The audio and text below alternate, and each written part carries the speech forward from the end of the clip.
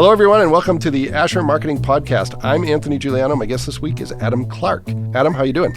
I am very good. Well, thank you so much for doing this. You came highly recommended from a mutual friend, Andrew Booth. So tell me a little bit about how you know Andrew and how you would describe Andrew to people that don't know him. Oh, man. Andrew Booth is a living legend. Yeah. And I would describe him as a Renaissance man. Somebody that, like, the more that you uncover, oh, wait, you've done that? Or, like, he's from Wales. Like, he's the coolest sounding guy you're going to meet. But then also, he's an incredible flautist. Like, he plays the flute. Yep. He produces all his own music, and he's got several albums that are all very good. Yes. And that's actually my first connection point with Andrew is through music. We played music together at the same church 14 years ago. Okay. And then a few years after that, I ended up working with him before he became VP of Marketing at MedPro. Okay. I was working with him in the marketing department at Medical Protective for a few years. And that's when we were probably the closest because we saw each other every day, but we've been friends ever since. Yeah. Well, a great guy. Also recently a half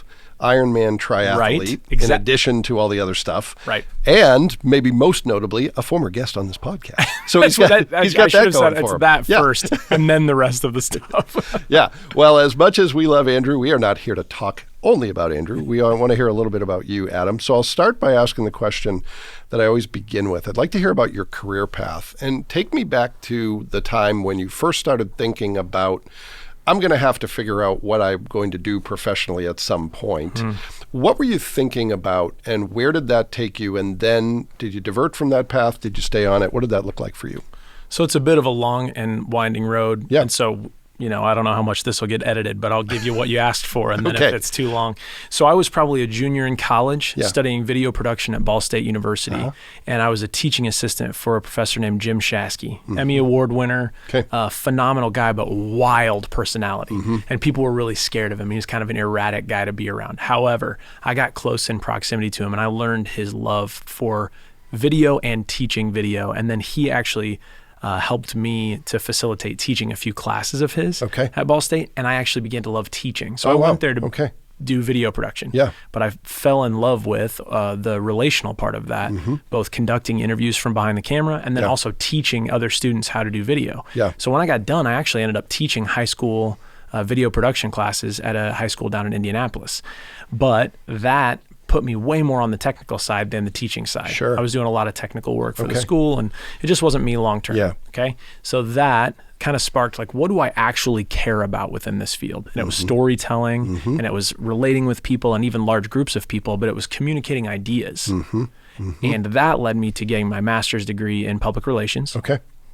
And from there, moved back to Fort Wayne. Okay.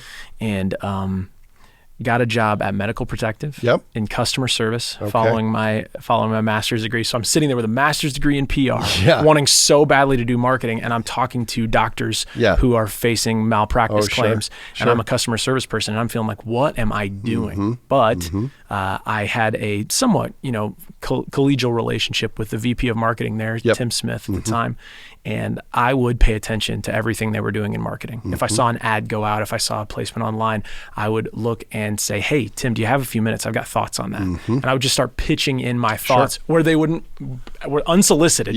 Just started pitching in my ideas or thoughts on, here's what I'm seeing from your marketing team. What do you think about this? And then a job in their marketing department opened up.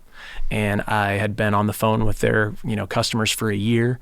And I went in and I found, Tim told me I was in the running with one other person. It was the final two.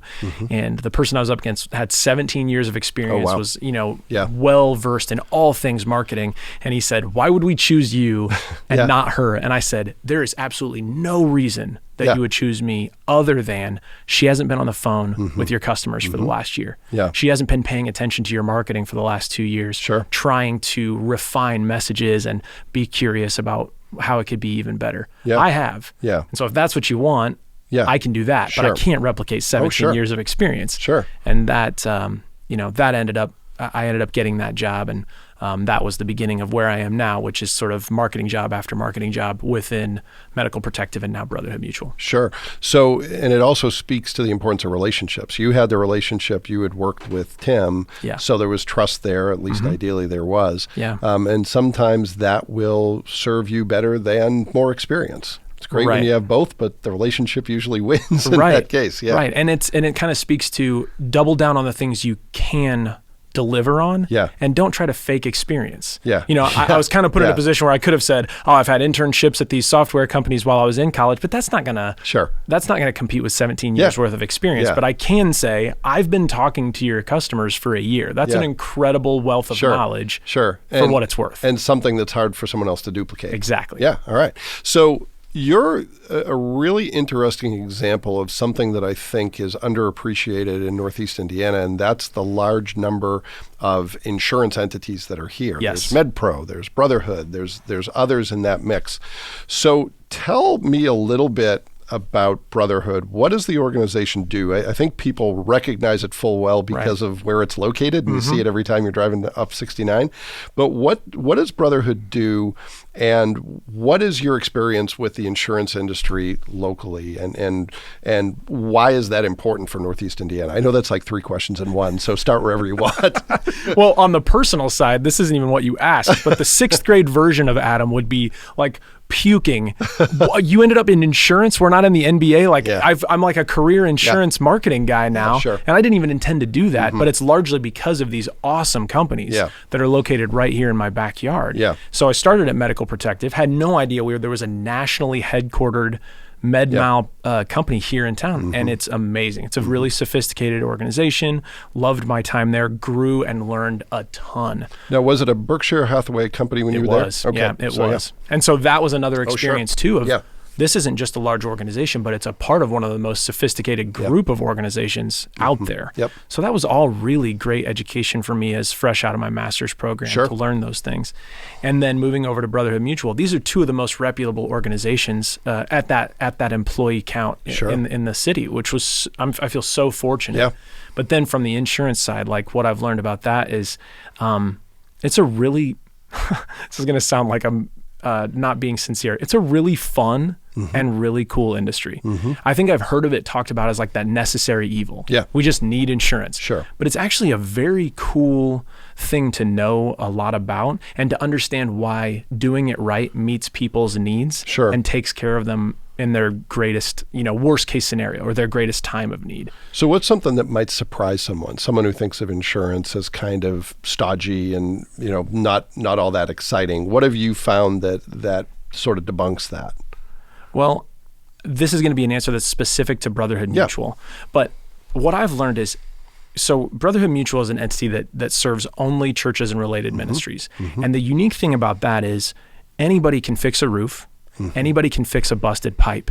But when a company like Brotherhood dives deep into its niche, it finds and creates products around its customer base that are irreplaceable by any other commercial insurer. So State Farm couldn't come through and say, I understand that volunteers run most of your ministry operations and not employees. They only understand commercial businesses. And so that's one thing that, it's not a one size fits all thing. And as a consumer of insurance, it sort of feels like I could go to Geico and get just about, whatever everybody's offering from just going online and getting a quote. And it's not like that. There's a lot of insurers that, like Brotherhood, are almost like boutiques. They've curated an experience around an audience group that I think is really important for especially the customers of Brotherhood to understand that difference. So in my thorough research that I do for this podcast, which consists of about 5 minutes on your LinkedIn profile and your Instagram profile, I saw a piece of content. It was something to the effect of, and this was targeted at your audience, something like, you are not a shoe store. Yes. Does that ring a bell? That's exactly right. Yeah. So it's that depth of knowledge and that commitment to, we're only going to do this. We're going to focus on what you do so we can be of greater service to your ministry, to your church. Yes. So tell me a little bit about how your team is structured at Brotherhood. Who works alongside you, and how do you all contribute to the work? Yeah. Well, that your ministry is not a shoe store, that's a piece that actually I created, or I did the scripting for. Somebody else animated it. But it talks about exactly what we were just talking about, how any commercial insurer will treat you as a commercial business unless they understand your ministry operations like Brotherhood does. Yeah. So it's a succinct way of saying what I've been trying to say. So it's interesting that you called that out. Yeah. But my team. Okay, so at Brotherhood Mutual, I am the senior manager of a team called Agency Marketing Services. And like many insurers, we don't sell anything out of the building in Fort Wayne. We sell everything through our distributed agency force all across the country. So my team's job is to take what comes from our corporate marketing team and deliver it to our agencies and train them on it, help them get proficient. And here's what we're trying to do. Here's the problem we're trying to solve.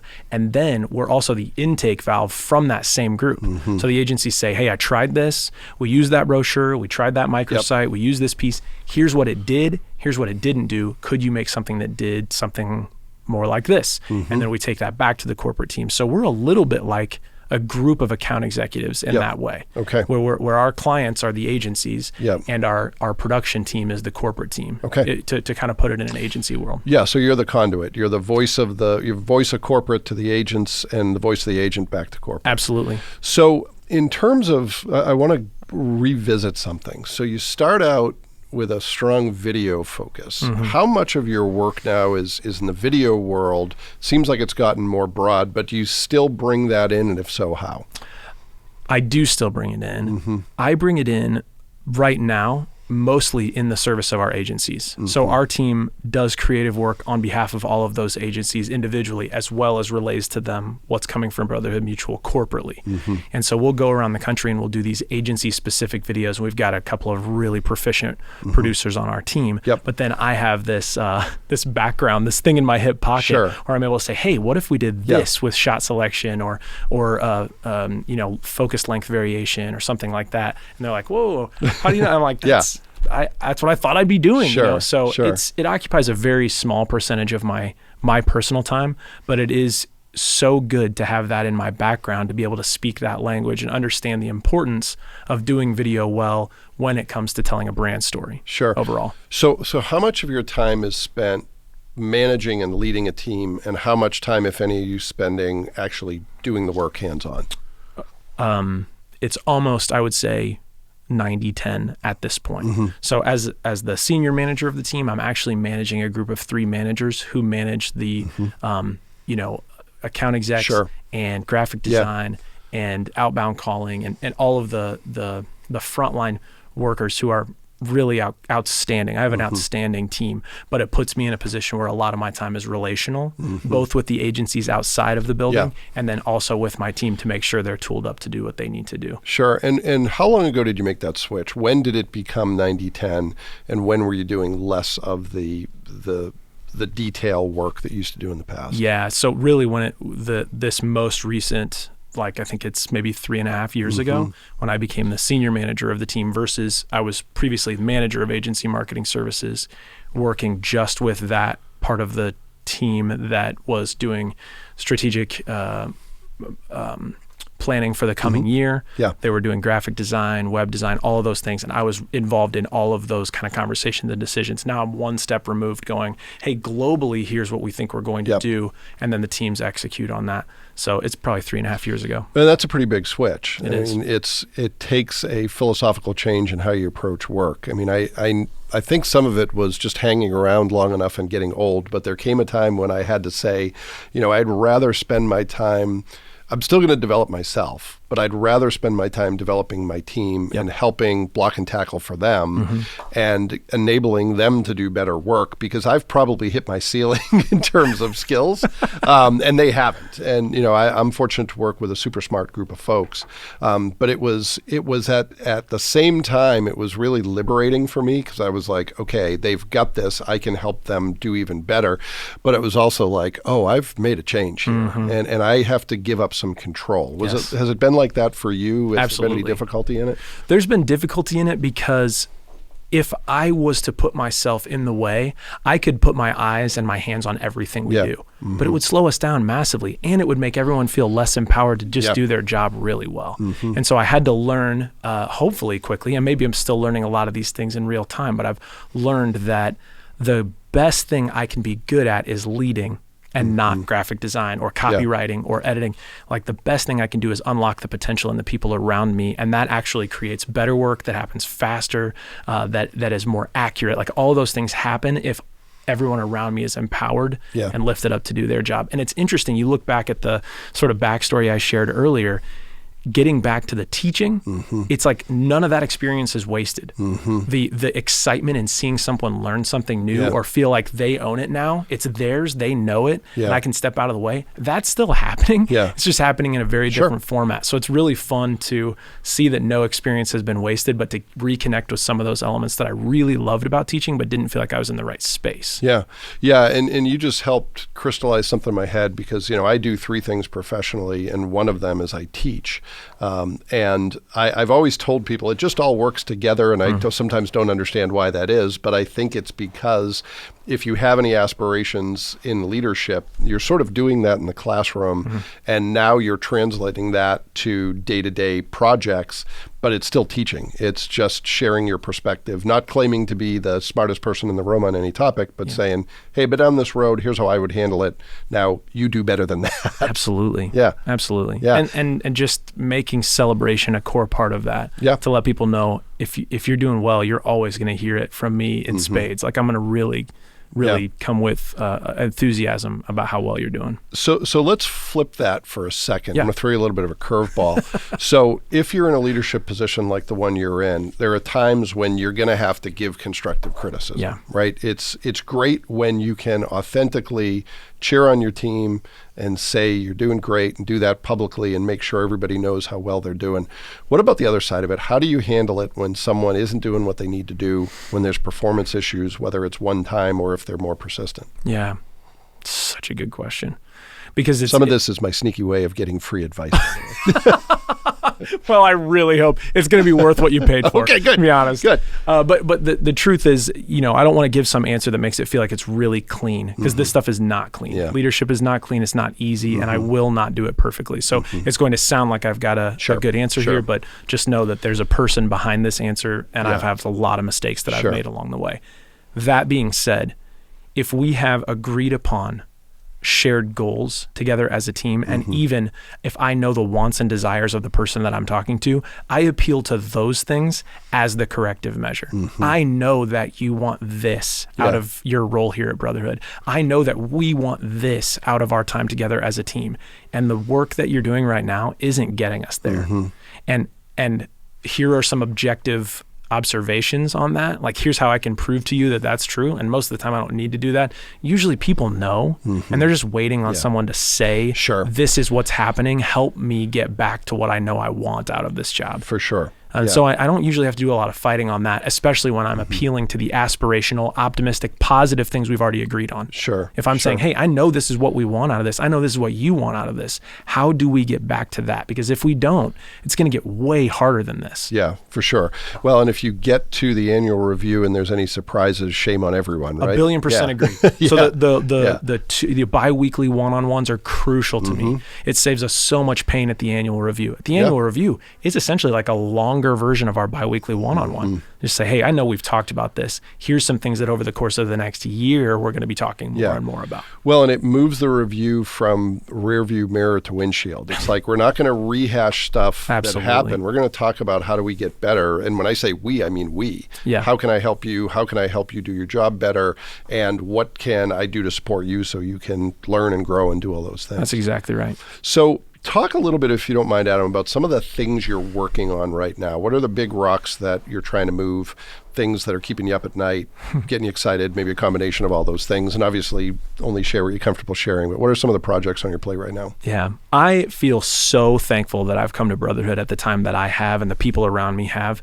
We're a 105-year-old company, and right now we are doing a brand architecture study and a brand relaunch for a couple of our internal brands. Our main brand, Brotherhood Mutual, is going to stay the same, but we're working on how do all of our entities fit together? Because over 100 years, you start to learn the church needs way more than just insurance. They need all kinds of other things. How do we make that thing fit together so that the same consumer group, churches and related ministries, understand that we're not trying to re-educate them on the brand promise that's the same across a bunch of different product categories. But, things can get kind of unwieldy when you grow one product at a time. Yeah. And so right now we're taking stock of how we've grown, all the different products that we're offering, and how our independent agents relate into that. And we're doing a brand architecture study that's going to help shape really the next foreseeable future, decade, 2 decades of how this company is going to grow from here long into the future, and a brand structure that supports the business strategy. And I'm getting to sit at the table for those conversations. That is personally thrilling, but it's also like, man, I intend to be at Brotherhood for a really long time. So getting the chance to see the things we're talking about right now play out for a long time to come is really exciting. So let's talk about what that looks like, because obviously you're doing work that hopefully is going to last for, decades. And it's not going to happen overnight. So what's your timeline like? How do you figure out where to start with that work? How do you build a plan for that work? And how much overtime do you devote to that work? So you're going to understand this more than most in the agency world. It is such a luxury as a company to be able to depend on the expertise of an outside agency when it comes to the accountability of time. We're able to enter into a project with an outside group and say, here's what we want to get done. And they say, here's the timeline for getting that done. And everyone, us and them, we all feel accountable to that. So really, we are appealing to an outside group, and they're doing a phenomenal job of helping us, kind of see our way through this. And because of that, we have a really structured timeline on the assessment itself and where that's going to go. And then from there, that's when the blocking and tackling of what we do with the results of their work is going to be the operative thing over the course of particularly the next year, as we have to get internal stakeholders involved. And by that, I mean Brotherhood Mutual employees and our independent agents, and then working concentric circles outward from there. Who needs to know about this first? Who needs to buy into it most? And how does that then influence the next concentric circle and outward? Yeah, well, it's one of the things that we say to our clients all the time is, there's projects you're going to give us that you could probably do in-house and do them well, but we're going to be your personal trainer for this product. We're going to make you do things maybe that you don't want to do, but we're going to make it better. We're going to provide, the outside pressure, positive pressure to get it done more quickly. And the flip side of that is sometimes the projects we do for ourselves are the ones that don't get done on time, because that's easy to push off. So maybe we need some outside help to move those forward. But we all need that. We need that outside. Right. I think the outside perspective is important, but I think more than anything else, just a project manager who can prompt you when it's time to work on something so that you don't get really lost in the details. Yeah. Well, and it's easy to get lost in the details no matter the size of your organization. But when you've got a 600 employee organization that's 100 years old, it's a huge ship to turn, in a short time frame. It's so good to have someone who says, this is our expertise. This is all that we do. And we're going to come and we're going to help you guys do it faster than you could on your own, because you guys are accountable to 600 people. And it's a 100-year-old company. It's hard for us to take a step back and say, let's be decisive. We know what we need to do. Well, it's hard to be objective about it, too. Absolutely. So you need someone who can come in and see it a little bit more like the audience might see it. So let's talk about, are you involved, I would assume based on your role that you have some responsibilities, to social media. Is that correct? Some. It's a little bit loose, but yes, some. Okay. So how do you get the audience's attention with your products in social? And if you want to pass on that question, feel free to pass. Well, I think it's fair to say no one has ever purchased insurance on Twitter. I think that's probably... Or let's at least hope not. Let's hope not. Especially now. I think it's probably fair to say it's not a space where you're going to take someone from stranger to consumer.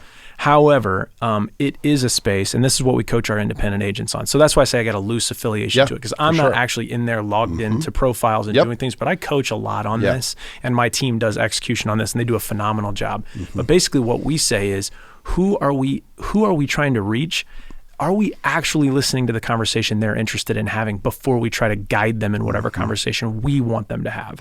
So to make that a little bit less theoretical, there are key ministries all over the country that are large and influential in whatever space they occupy. It could be a denomination, could be a geography, but they kind of hold court and they dictate the conversation. They're an influencer, right?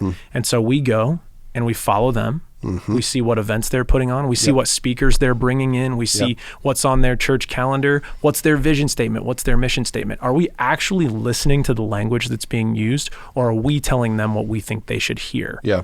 And so to me, it's all about flipping to listening first rather than telling people what to talk about. And that's the only way that we've, I think, seen a lot of influence on the social spaces when we enter into conversations that already exist about things that they care about. That, and this is the part that churches really don't realize, generally speaking, every single thing they do has waiting in the wings an insurance risk or a product that could back it up and make it even better, or at least free them up from the administrative burden of wondering what would happen if this doesn't go right.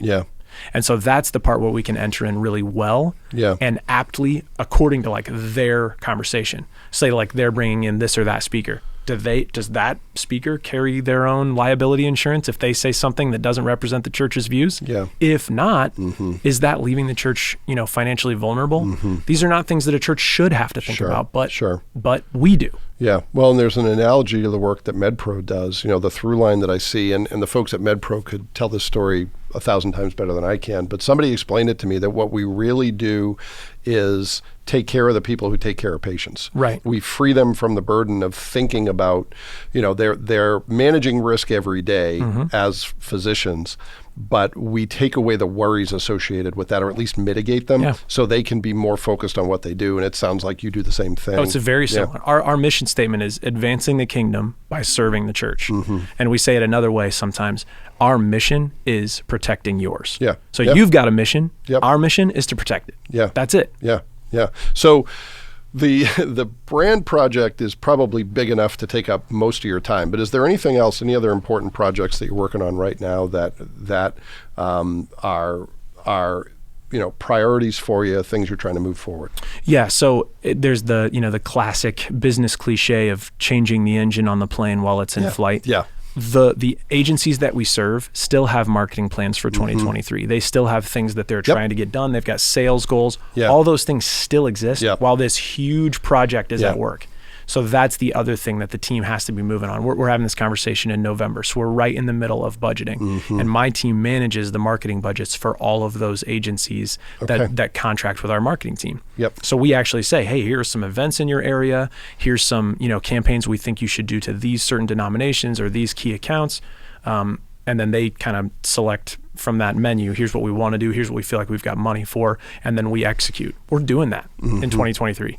With our current branding structure, with our current everything, that's happening while this thing is going on in the background. So you've got a timeline for the new brand rollout, and the assets you're going to be prepared to refine those when the new brand is ready to roll out? Absolutely. Okay. And the thing I've tried to keep my teams thinking is some of the work that we do will always exist. So fear not.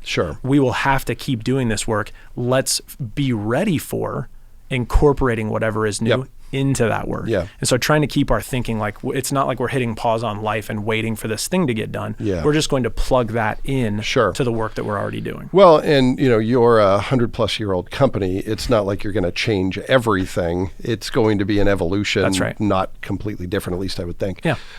So in terms of, let's move to some quick hit questions. In terms of your career, there's been some consistency, at least for some of the time you've been working in the industry you've worked in, but you've had the opportunity to be more on the ground. You've had the opportunity to lead others.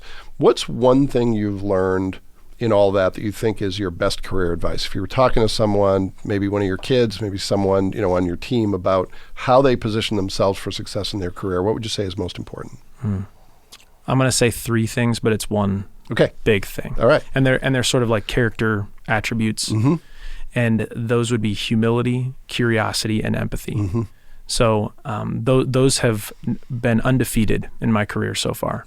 If I'm humble enough to not believe that I know everything and to recognize that good ideas come from everywhere. Absolutely. And if I'm curious enough to draw those ideas out of others and never believe that I've got all the answers. If you get in a room full of people, people have things to say, but if you're the talker in the group, like I'm the talker in the group, you can really steamroll people and miss out on the great ideas sitting in the room with you. So focusing on being humble and curious, and then the empathy piece works in every venue. So I'm empathetic with my boss. I'm empathetic with the people that work for me. We're empathetic collectively with our agency force. What's this gonna feel like for them? And then by extension, what's it gonna feel like when they're talking to our customers?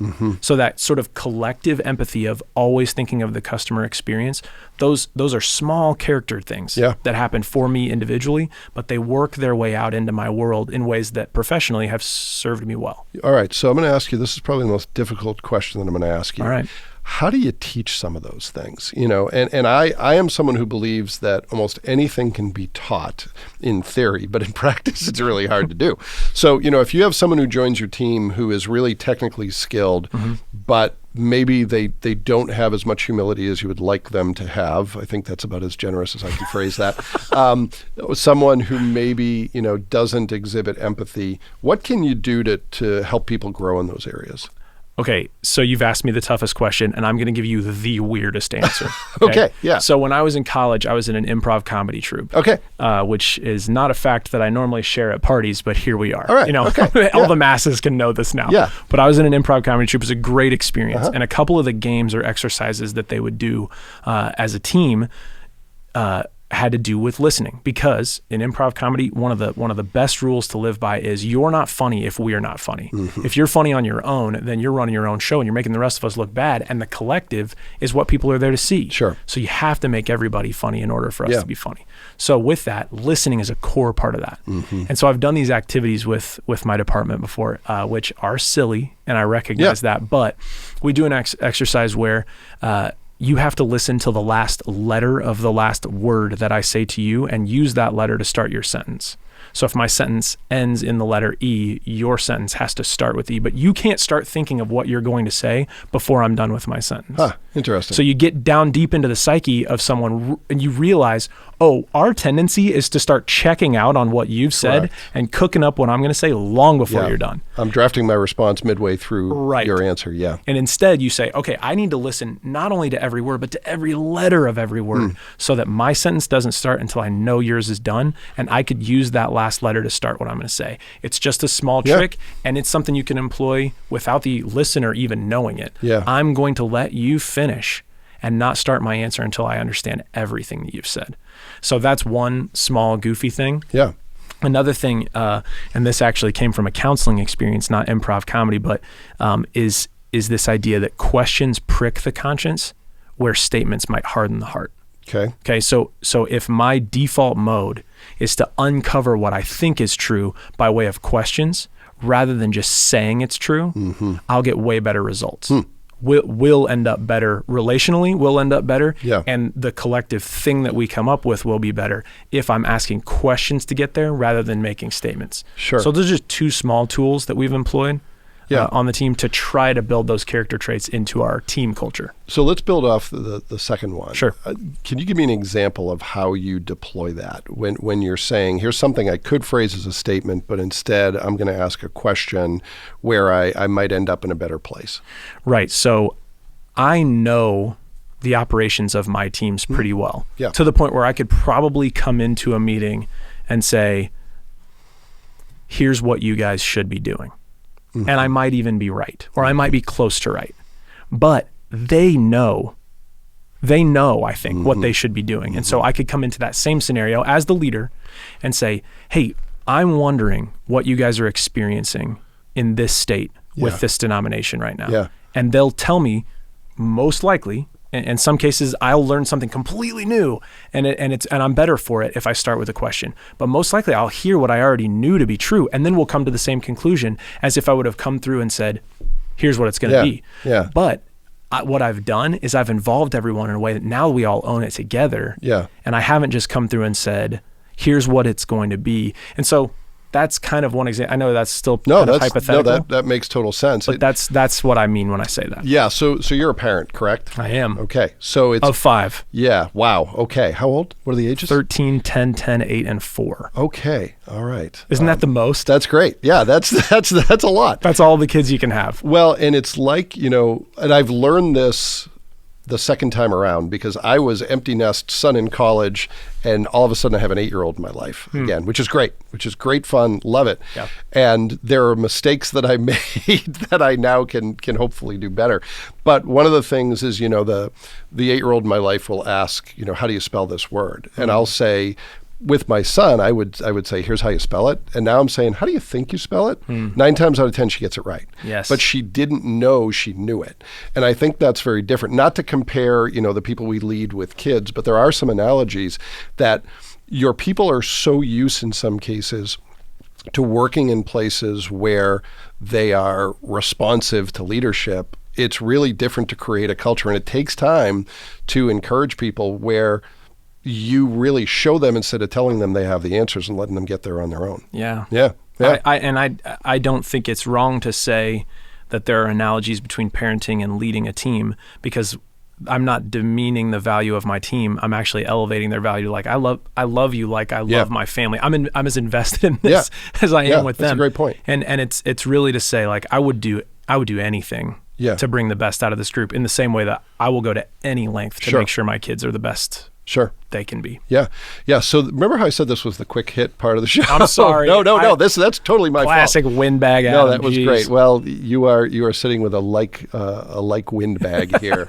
Okay. Second quick hit question. It does not have to be a quick answer. What is something about your work, whether it's the company you work for, the work that you do, something that is either underappreciated and deserves to be better understood, or is a myth that you want to debunk?